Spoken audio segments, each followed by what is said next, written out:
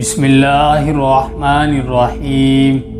پاک پروردگار کے بابرکت نام سے شروع کرتا ہوں جو دلوں کے راز خوب جانتا ہے۔ میں آپ تمام ناظرین کو اسد وائس چینل میں دل کی گہرائیوں سے خوش آمدید کہتا ہوں۔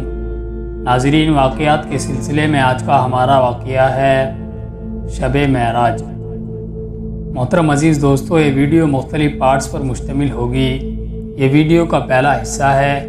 آئیے بڑھتے ہیں اس ویڈیو کے پہلے پارٹ کی جانب۔ جب آپ صلی اللہ علیہ وسلم کے عمر مبارک 51 سال 8 مہینے اور 20 دن ہوئی، مشہور قول کے مطابق نبوت ملنے کے 12ویں سال رجب کے مہینے میں 27ویں شب بروز پیر حضور صلی اللہ علیہ وسلم کو بیداری کی حالت میں روح مبارک اور جسم مبارک دونوں کے ساتھ معراج ہوئی۔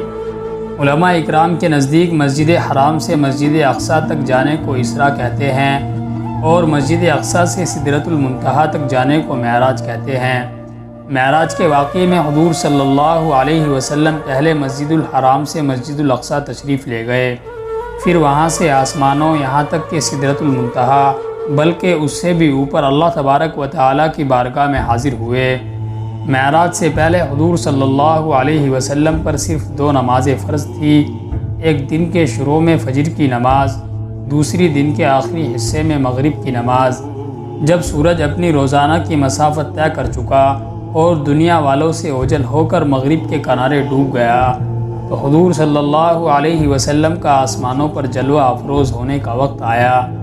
آپ شام کی نماز مغرب سے فارغ ہو کر مکہ مکرمہ میں اپنی چچا زاد بہن حضرت ام ہانی رضی اللہ تعالی عنہا کے گھر آرام فرما رہے تھے۔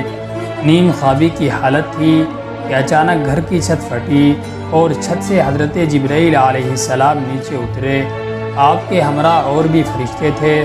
حضرت جبرائیل علیہ السلام نے خادمانہ آداب ملحوظ رکھتے ہوئے حضور صلی اللہ علیہ وسلم کو بیدار کیا اور آپ کے قدم مبارک پر ہاتھ لگا کر جگایا۔ آپ اٹھے اور ادھر ادھر دیکھا، مگر جب کسی کو نہ پایا تو آنکھیں بند کر لی اور پھر سو گئے۔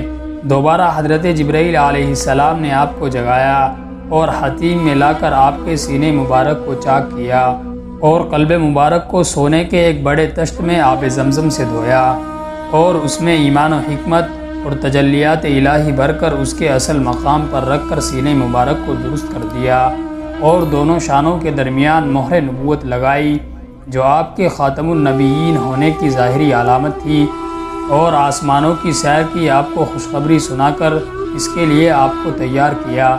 آپ کی سواری کے لیے جنت کا ایک جانور براق لایا گیا جو سفید رنگ کا تھا، گدھے سے بڑا اور خچر سے چھوٹا تھا، اور وہ اتنا تیز رفتار تھا کہ جہاں اس کی نظر پڑتی تھی وہاں قدم رکھتا تھا، چنانچہ پلک جھپکنے تک وہ سینکڑوں میل کی مسافت طے کرتا تھا۔ آپ کے بیٹھنے کے لیے زین کسی ہوئی تھی اور منہ میں لگام پڑی ہوئی تھی۔ جب آپ اس پر سوار ہوئے تو وہ مستی کرنے لگا۔ حضرت جبرائیل علیہ السلام نے کہا، اے براق، تجھے کیا ہوا؟ آج تک تیری کمر پر حضور صلی اللہ علیہ وسلم سے زیادہ کوئی مکرم اور محترم شخص سوار نہیں ہوا۔ یہ سن کر وہ شرم کی وجہ سے پسینہ پسینہ ہو گیا۔ آپ اس پر سوار ہوئے۔ حضرت جبرائیل علیہ السلام نے آپ کی رکاب پکڑی اور حضرت میکائیل علیہ السلام نے لگام تھامی۔ اس شان کے ساتھ حضور صلی اللہ علیہ وسلم روانہ ہوئے۔ دوسرا حصہ جلد آ رہا ہے۔